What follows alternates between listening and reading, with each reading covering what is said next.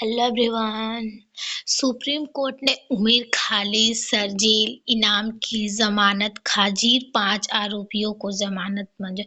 यानी देश के सर्वोच्च अदालत सुप्रीम कोर्ट ने उमर खालिद और शर्जील इमाम को जेल से बाहर आने के लिए दी जाने वाली जमानत देने से इनकार कर दिया।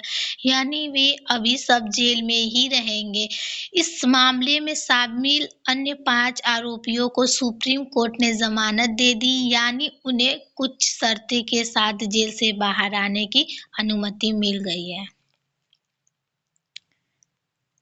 सुप्रीम कोर्ट ने आज 5 जनवरी दिल्ली दंगों की बड़ी साजिश मामले में उमर खालिद और शर्जील इनाम को जमानत देने से इनकार कर दिया। यानी कि आज 5 फरवरी को सुप्रीम कोर्ट ने दिल्ली दंगों से जुड़े कथित बड़ी साजिश के मामले में उमर खालिद और शर्जील इनाम को जेल से बाहर आने के लिए जमानत देने से मना कर दिया। कोर्ट ने कहा है कि उपलब्ध सामग्री से उनके खिलाफ यूपीआई 1967 के तहत प्रथम दृष्टया मामला बनता है। यानी कि कोर्ट ने कहा है कि जो सबूत अभी मौजूद है उनसे यह शुरुआती तौर पर साबित होता है कि उनके खिलाफ यूपीआई गैरकानूनी 1967 के तहत मामला बनता है। साथ ही कोर्ट ने मामले के अन्य 5 आरोपियों गुलफिला, फतिमा, मीरा, हैदर, सिफा उर रहमान, मोहम्मद सली खान और शबाब अहमद को जमानत दे दिए। यानी कि इस केस में शामिल अन्य 5 आरोपी जिनके नाम दिए गए हैं वो सुप्रीम कोर्ट में जमानत मंजूर कर दिए। यानी उन्हें शर्तों के साथ रिहाई होने की अनुमति मिल गई है। कोर्ट ने कहा है कि उमर खालिद और शर्जील इनाम 1 वर्ष बाद या संरक्षित गवाहों के बयान दर्ज होने के बाद अपनी जमानत याचिका दोबारा दायर कर सकता है। यानी कि गवाहों के बिना दर्ज हो जाने के बाद उमर खालिद और शर्जील इनाम फिर से जमानत के लिए आवेदन कर सकते हैं। अदालत ने पाया कि अभियोजन की सामग्री उनके केंद्रीय और निर्णायक भूमिका तथा योजनाबद्ध और संगठित स्तर पर भागीदारी का संकेत मिलता है। यानी कि जांच एजेंसी द्वारा पेश सबूत ये दिखाता है कि उमर खालिद और शर्जील इनाम की भूमिका मुख्य केंद्रीय महत्वपूर्ण थी और वे किसी भी घटना में नहीं बल्कि पूर्व नियोजित योजना के तहत इसके तरीके से मामले सामने थे। कोर्ट ने कहा है कि यूपीआई की धारा 435 का प्रावधान इस मामले में लागू होता है और अब तक की हिरासत संवैधानिक सीमा का उल्लंघन नहीं करती है। यानी कि अदालत ने कहा है कि इस केस में यूपीआई कानून की धारा 435 लागू होती है जो जनता को बहुत कठिन बना देती है और गंभीर मामलों में आरोपी को आसानी से ये जमानत नहीं मिलती है। कोर्ट ने कहा है कि यूपीआई की धारा 435 का प्रावधान इस मामले में लागू होता है और अब तक की हिरासत संवैधानिक सीमा का उल्लंघन नहीं करता है। यानी कोर्ट ने यह भी साफ साफ कहा है कि आरोपियों को एक साथ समान रूप से दोषी नहीं माना जा सकता है। अदालत ने स्पष्ट किया कि हर आरोपी की भूमिका का स्वतंत्र रूप से मूल्यांकन किया गया है और सामूहिक दृष्टिकोण नहीं अपनाया गया है। ट्रायल कोर्ट को सुनवाई तेज करने का निर्देश भी दिया गया है। यानी कि अदालत ने फैसला करते समय आरोपियों को एक ही नज़र से देखा बल्कि व्यक्तिगत भूमिका और सबूतों के आधार पर निर्णय लिया। और अदालत ने फैसला करते समय सुप्रीम कोर्ट ने निचली अदालत ट्रायल कोर्ट को ये आदेश दिया कि वो इस मामले की सुनवाई जल्दी पूरी करेगी। जिन आरोपियों को जमानत मिली है उन पर 12 शर्तें लगाई गई हैं और किसी भी शर्त के उल्लंघन पर जमानत रद्द की जा सकेगी। यानी कि जिन 5 आरोपियों को जमानत दी गई है उन्हें 12 कड़ी शर्त का पालन करना होगा और किसी भी शर्त के उल्लंघन से ये जो जमानत है वो रद्द कर दिया जाएगा। जस्टिस अरविंद कुमार और जस्टिस एनवी अंजनिया की खंडपीठ ने यह फैसला सुनाया। अदालत ने यह भी कहा है कि यूपीआई मामलों में ट्रायल में देरी अपने आप जनमत का आधार नहीं बनता। यानी कि यह निर्णय सुप्रीम कोर्ट के 2 न्यायाधीश ने लिया है, जस्टिस अरविंद कुमार और जस्टिस एनवी अंजरिया को पीठ ने मिलकर दिया। यानी कि हालांकि अदालत ये देख सकती है कि प्रथम दृष्टया मामला बनता है या नहीं, और ये आकलन आरोपी विशेष होता है। यानी कोर्ट ने स्पष्ट कर दिया है कि यूपीआई जैसे गंभीर मामलों में केवल यह बात कि मुकदमे की सुनवाई में देर हो रही है अपने आप में जन्मत देने का कारण नहीं बनती है। ये मामला फरवरी 2022 में दिल्ली में हुई सांप्रदायिक दंगों से जुड़ी कथित बड़ी साजिश से संबंधित है, जिनमें कई अभियुक्तों के नाम शामिल है। यानी ये केस फरवरी 2020 में दिल्ली में हुए सांप्रदायिक दंगों से जुड़ा है, जिसमें एक बड़ी साजिश होने का आरोप लगाया गया है। इस मामले में कई लोगों को आरोपी बनाया गया है। अंतिम राहत से इनकार के बाद अनिल अंबानी ने मीडिया के खिलाफ मानहानि का मुकदमा वापस लिया। यानी कि इन आरोपियों में कुछ लोगों को पहले ही जमानत मिल चुकी है और उन्हें स्वास्थ्य मानवीय करोड़ के अस्थिर राहत दी गई है। रिलायंस समूह के चेयरमैन और उद्योगपति अनिल अंबानी के कथित महाहानिकारक रिपोर्टों को लेकर मीडिया संस्थाओं ने खिलाफ दिल्ली की एक अदालत में दायर अपने दीवानी वाद वापस ले लिया। यानी कि मीडिया संस्थाओं और अखबार जैसे चैनलों रिलायंस समूह के चेयरमैन और उद्योगपति अनिल अंबानी ने कथित महाहानिकारक कुछ मीडिया रिपोर्ट उनकी छवि को नुकसान पहुंचाने वाली है, और संस्थाओं के खिलाफ दिल्ली की अदालत में सिविल केस दायर हुआ है, जो कि वापस लिया जा सकता है। यह कानून मामला कुछ विशेष मीडिया रिपोर्टों के कारण दर्ज किया गया है। यह मुकदमा उन रिपोर्टों के संबंध में दायर किया गया था जिनमें उनकी कंपनियों पर 41 करोड़ रुपए से अधिक कथित घोटाले के आरोप लगाए गए थे। यानी कि उन रिपोर्टों में ये दावा किया गया था कि अनिल अंबानी की कंपनियों पर 41 करोड़ रुपए से ज्यादा घोटाले के आरोप हैं, और अनिल अंबानी का कहना था कि यह आरोप जो है वो अभी सिद्ध नहीं हुआ है और उनकी प्रतिष्ठा को नुकसान पहुंचाने वाला है। कड़कुड़ुमा अदालत के सीनियर सिविल जज विवेक बेनीवाल ने अनिल अंबानी की ओर से दायर वादा को वापस लेने की अनुमति दी, साथ ही उन्हें उसी कारण पर नए मुकदमे दायर करने की स्वतंत्रता भी प्रदान कर दी।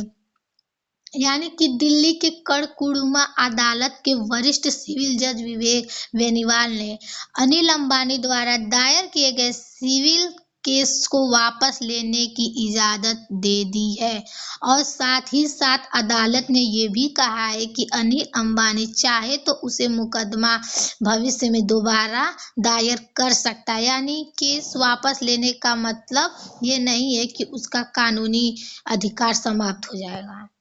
अदालत ने ये भी 10 दिसंबर 2025 पारित किया गया। अंबानी के वकील ने अदालत को बताया कि उन्हें मुवक्किल से मुकदमा वापस लेने के निर्देश प्राप्त हुए हैं, साथ ही भविष्य में उसी आधार पर नए वादे दायर करने का अनुमति भी मांगी गई है।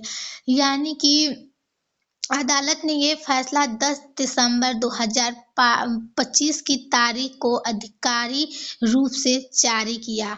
यानी कि अनिल अंबानी के वकील जो कोर्ट में बताया, उन्होंने अपने क्लाइंट से ये निर्देश मिला कि ये केस वापस लेना चाहते हैं। इस पर अदालत ने कहा कि अधिवक्ता का बनाया अलग से दर्ज कर लिया गया। इसके परिणाम स्वरूप वादा को वापस लिया गया मानते हुए नास्तिक किया जाता है। यानी कि वकील ने ये भी अनुरोध किया है कि अगर जरूरत पड़े तो भविष्य में इसी मुद्दे पर दोबारा केस दायर हो सकता है। उसकी छूट है पूरी तरह। अदालत ने ये भी कहा है कि वकील द्वारा किए गए बयान अलग से रिकॉर्ड में लिखा गया है।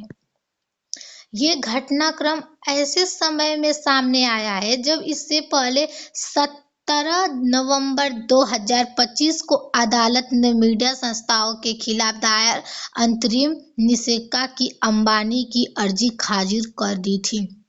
यानी कि अदालत ने माना कि ये मुकदमा स्वेच्छा से वापस लिया गया है, इसीलिए केस को समाप्त कर दिया गया। और इस घट मतलब इससे पहले 17 नवंबर 2025 को अदालत ने अंबानी द्वारा मीडिया संस्थाओं के खिलाफ लगाए गए जाने वाली संस्थाएं रोकी और मांग को ठुकरा दिया गया। अदालत ने कहा था कि किसी पर रोक लगाने का आदेश देने से पहले जिस पक्ष के खिलाफ माना उसी का बात सुनना जरूरी है।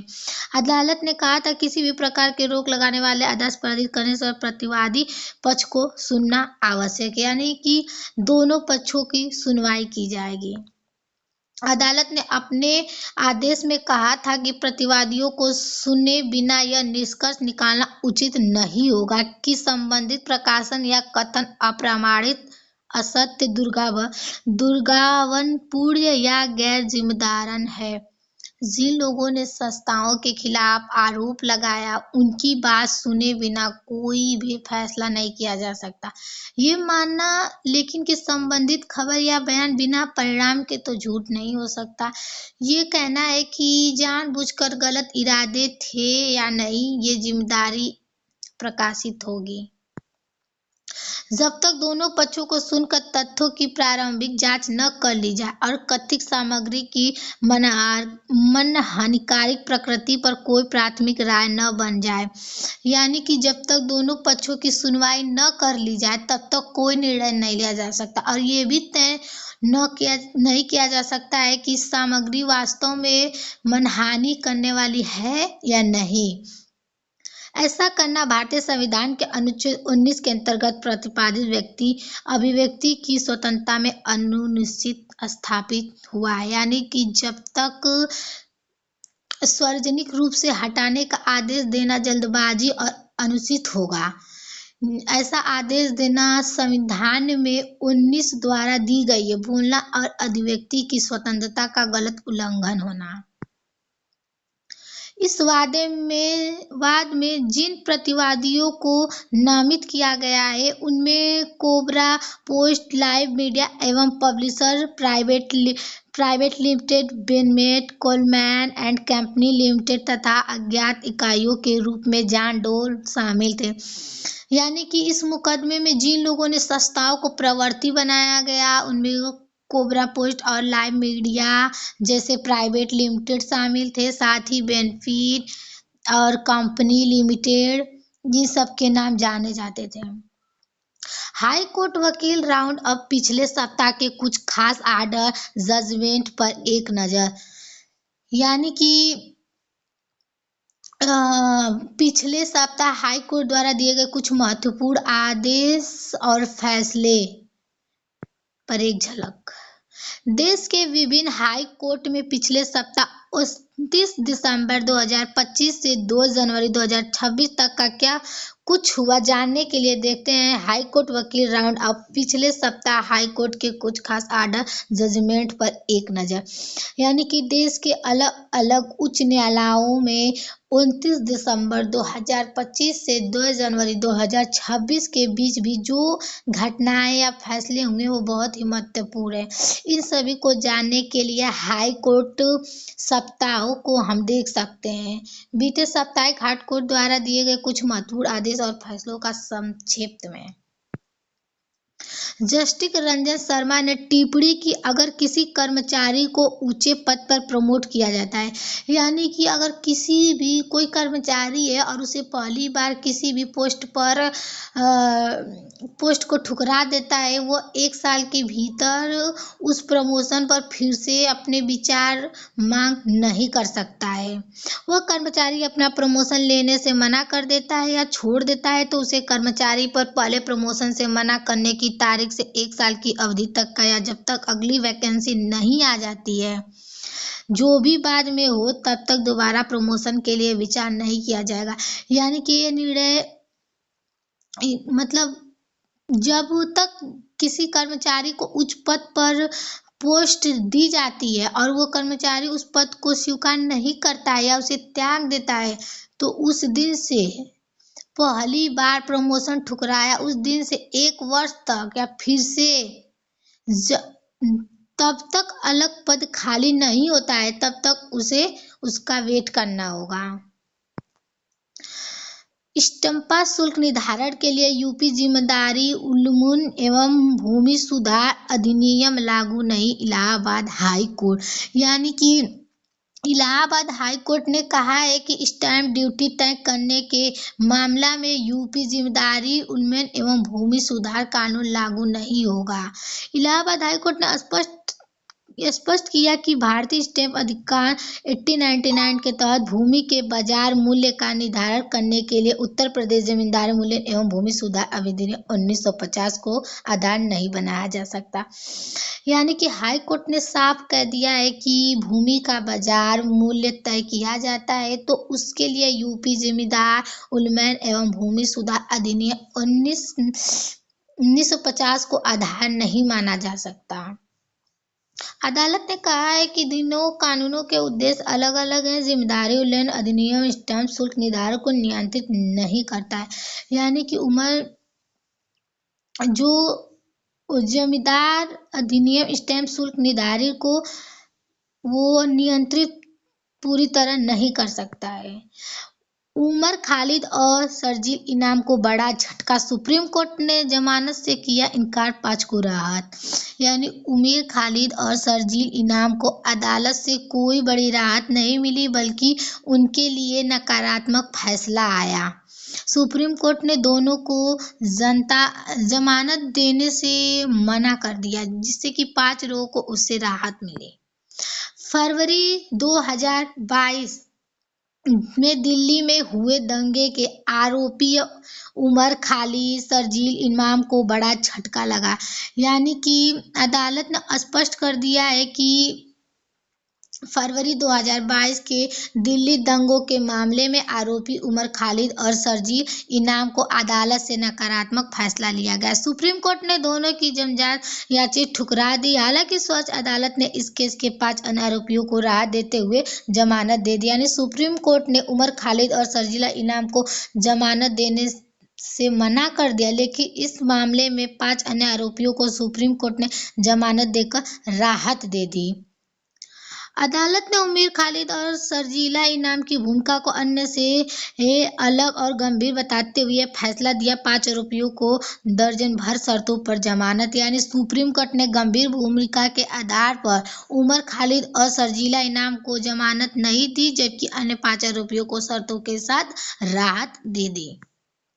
सर्वोच्च अदालत ने गुलफिसा, फतिमा मेराना हैद, शिफा उर रहम, मोहम्मद सलीम खान और सबद अहम को जमानत दे दी।